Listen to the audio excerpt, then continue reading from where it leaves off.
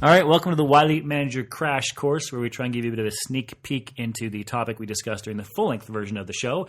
And on this week's podcast, Bob, we talked everybody's favorite time of year, the performance appraisal. Yes, nothing's more universally hated than performance appraisal, so we thought we'd take a crack at that. Performance appraisals and taxes. Yep. All right, so let us have it.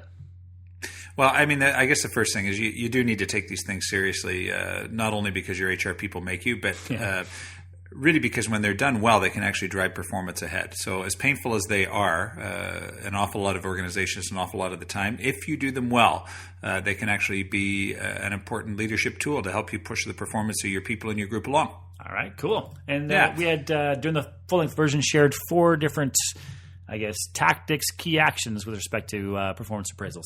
Right. So the 4 things is the first one is form the foundation. What I mean by that is that you can't hire on one criteria and then assess people on another, right? So again, you need to have a common standard with competencies and attitudes required and experience required and all these things that are consistent between how you hire somebody, how you assess somebody, how you develop somebody, and how you promote somebody, right? So again, you need to have that foundation in place. Oftentimes in organizations we go into and people will see things on their performance appraisal for the first time, right? That they've never been told that they were actually responsible for, right? So we can't do this. So we have to have a good system, a good format in place. Okay. Okay. The second one would be make performance feedback or performance appraisals part of an ongoing feedback process. So again, if people are showing up and being surprised on their performance appraisals, you're doing them wrong. Okay.